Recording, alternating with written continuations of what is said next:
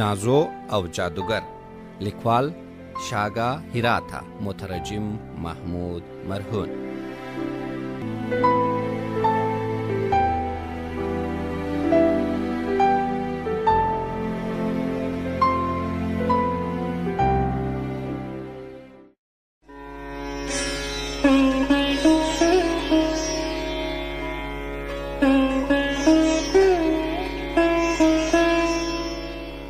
یو وخت د وختو یوې یتیم نجلۍ چې نازو نومېده د خپل ماما او مامي سره یو ځای ژوند کاوه.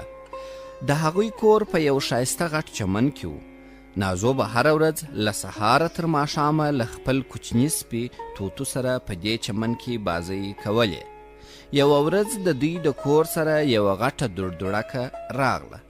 دردوړکې غرهاری و او د دوی د کور پر خوا را روانه وه. د نازو ماما دوی ټوله ژر د دوی د کور زیرخانې ته تا کړل. په دې وخت کې نازو ته خپل سپی توتو ور په یاد سو چې راغله که ګوري سپی تر چپرکټ لاندې پټ دی، مګر په دې وخت کې دردوړکه بیخي رانږدې سوه.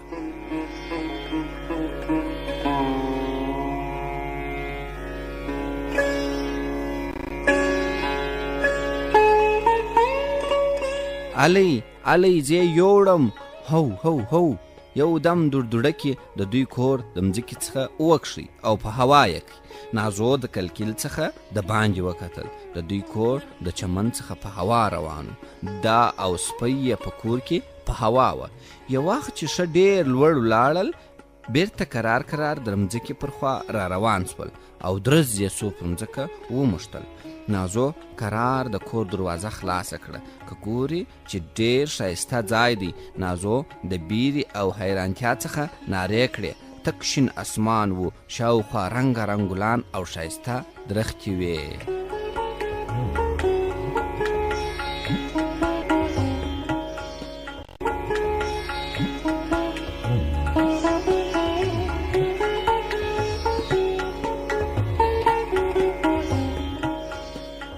په دې وخت کې نازو یو مهربانه غږ واورېدی.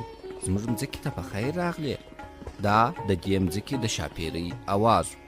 دې شاپیرۍ د نازو دوی د کور تر دیوال لاندې راوتلي دوې پښې نازو ته ورښکاره کړې او ورته ویل چې دا یو ډېر بد جادوګر و، تا هغه مړ کړي، ستا څخه ډېره مننه.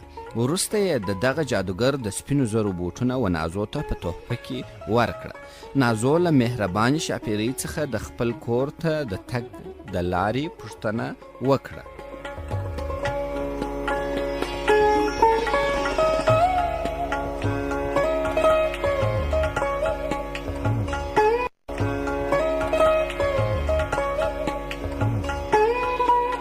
شاپیرۍ پر دغه لاره چې په ژړو ډبرو پوښل سوې ده روانه سه.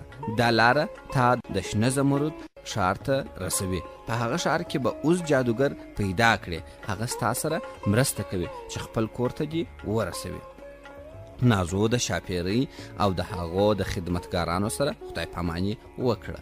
وروسته د خپل مناني سپي سره د شنه زمرد د ښار پر خوا روانه سوه. یو څه چې مخته ولاړل یوې غټې مامتې ته ورسېدل. په دې مامته کې یو زری یعنې د لرګو سړی ولیدی. زری وویل زه ډېر خوابد یم، ځکه په سر کې مې د مغزو پر ځای وچ واښه دي. تو وګوره دا کارغان له په ما پس خند وهي او ما ته بې عقل وایي.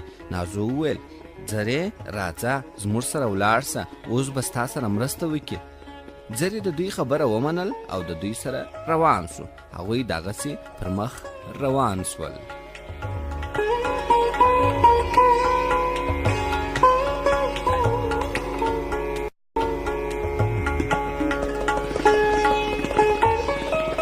کله چې دوی تر ځنګل تېرېدل، یو بوټبه یې ولیدی چې نیمه پرې سوي درختې ته ولاړ و.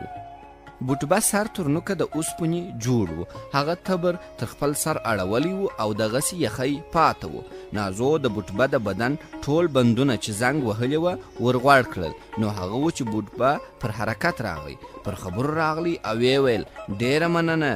اصلي کیسه دا ده چې یو ډیر بد جادوګر زه د اوسپنې کړم، په دې خاطر زما څخه ډیر ظالم جوړ شوی دی. زما هم زړه غواړي چې ستاسې پر کم مهربانه واوسم. نازو وویل بوټبه راځه زموږ سره ولاړ شه، اوس جادوګر به ستا سره مرسته وکړي. بوټبه هم د دوی سره روان شو او څلور سره د شنه زمرود د ښار پر خوا روان شول.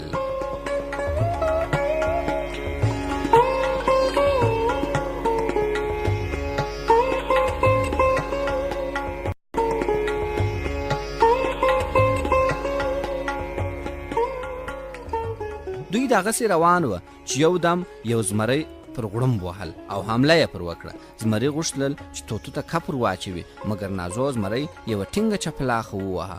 ته شرم نه لرې چې یو خوارکي کوچني مناني سپي ته غاښ ورلګوې؟ د چا باور نه پر راتلی. د زمري یوارې سترګې د اوښکو ډکې سوې او په ژړا سو. اوف، زه ډېر بېرندوکی یم. شیر چې وژړل بیا یې پسې وویل زه مازې غواړم چې یو څه زورور اوسم. نازو وویل اوس جادوګر ته ووایه هغه به ستا سره مرسته وکړي.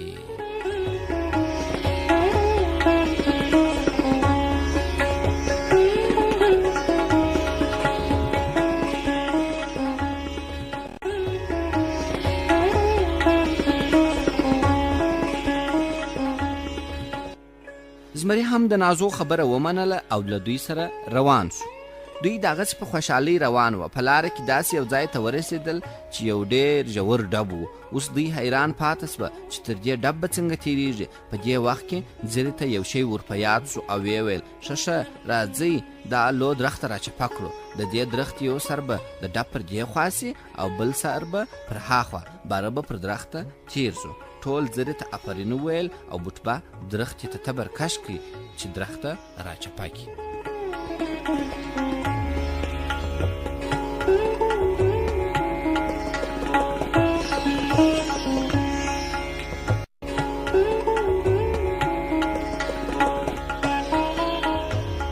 یو دم د شاده خوا د یو عجبه حیوان نارې سوې. دا حیوان نیمی پړانګ او نیمی هم خرس. په دې وخت کې درخته هم راچپه سوه او پر ډب باندې ولوېده. ژر کوئ.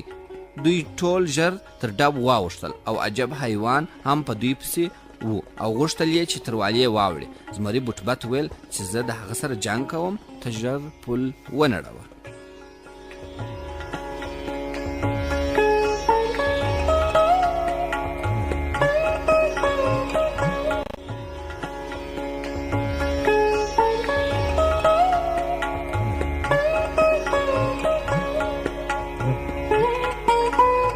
زمري دا خبرې وکړې او بیا تر پله تیر شو او د هغه عجیبه حیوان سره یې جنګ شروع کړي. بوټبه په خپل زور درخچې ته تبر کش کړي. د درخچې درز سو ماته سوه. زمری ور وغورځېدی، ځان یې د ډب پر څنډه باندې ټینګ کړي، مګر هغه عجیبه حیوان د ډب بیخ ته ور ولوېدی. لنډه دا چې دوی اخر د ډیرو جنجالو وروسته دوی د شنه زمرد ښار ته ورسېدل. د لې ټول شان شنه وه. نازو د ښار دروازوان ته وویل موږ د اوس صاحب لیدو ته راغلي یو. دروازوان چې د نازو د سپینو زرو بوټونه ولیدل نو ویې ویل ته لکه چې نازو یې، هغه نجلۍ یې چې بدرنګه جادوګر جمع کړی، مهرباني وکړه دننه راسه.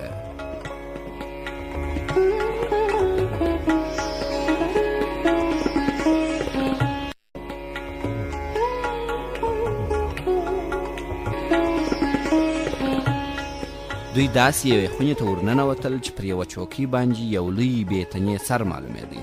دغه لوی سر په خپلو غټو سترګو دوی ته کتل. زه اوز یم، ټوله زما څخه بیریږي. نازو چې دا واورېدل ویې ویل زه نازو یم او د هیچا څخه نه بیریږم. زما سره مرسته وکړه چې خپل کور ته بیرته ولاړه سم. زري وویل هیله کوم ما ته ماغزه راکه. وروسته بوټبه وویل هیله کوم ما ته یو مهربانه زړه راکه. د ټولو په آخر کې زمري ورته ویل او زه هیله کوم چې ما ته یو څه دلاوري راکه. اوس ورته وویل زه یوازې په دې صورت کې ستاسې سره مرسته کوم چې تاسې د لوېدیځ بدرنګه جادوګر مړ کړي.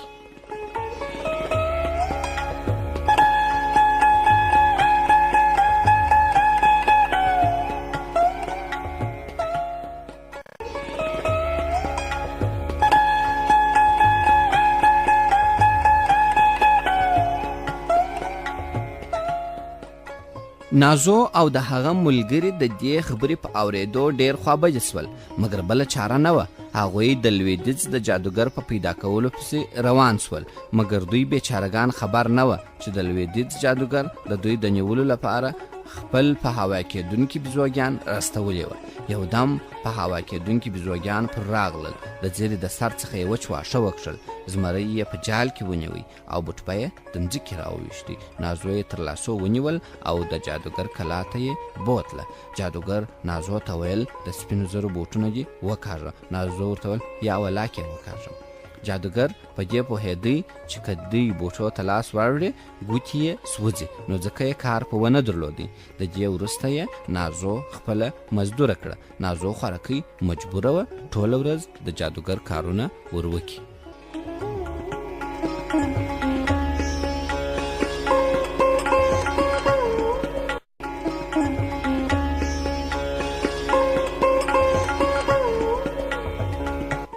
یوه ورځ جادوګر نازو پر پښو په خپله لکړه ووهل. نازو پر مځکه غوځاره سوه او یو بوټ یې د پښو وختی.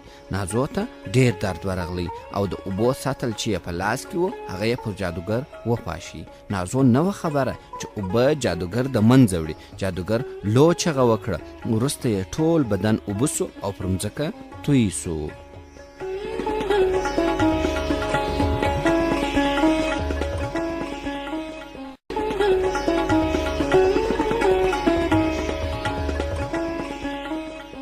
نازو او ملګري یې بیرته د شنه زمرد ښار ته د اوز په لیدو پسې راغلل. اوز دوی ته وویل بخښنه غواړم، زه جادوګر نه یم، ما یو لوی سر جوړ کړی دی او اوس جادوګر نوم مې پر ایښی دی. پر دې سربیره اوس زرې ته یوه دانه مغز ورکړي چې د غنمو له پوست څخه جوړ سوی و.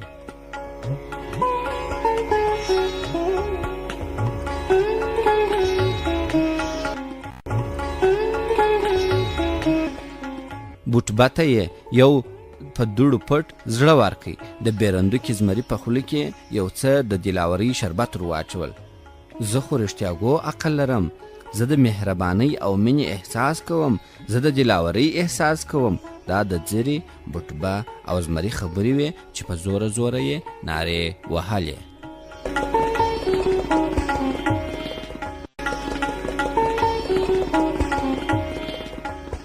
اوس کاکا نازو ته هم یوه جوړه وزرونه ور جوړ کړه چې خپل کور ته ولاړه سي، مګر توتو د وزرو څخه وبېرېدی او ژر ځنې وغورځېدی. اوس نور نه پوهېدی چې څنګه نازو خپل کور ته بیرته ورسوي. نازو ډېره خوابجه سوه. هغې د ځان سره فکر کوي چې نور هیڅ وخت نسی کولای چې خپل کور ته ولاړه سي. په دې وخت کې یو دم شاپیرۍ راغله او نازو ته یې وویل خپل بوټونه دې 3 واره کرار سره وټکوه. نازو چې کله خپل بوټونه سره وجنګول یو دم په هوا سوه لکه دوړدوړانه کې چې په هوا کړې وه. هغه ډېر ژر هغه چمن ته بیرته راورسېده چیرې چې د دوی کور و. نو هغه و چې نارې یې کړې ماما جانه، مامي جانې، زه بیرته خپل کور ته راغلم، زه په خیر بیرته راورسېدم. هغه په خوشحالۍ او ژړا ځان د خپلې مامې په غېږ کې ور واچوي.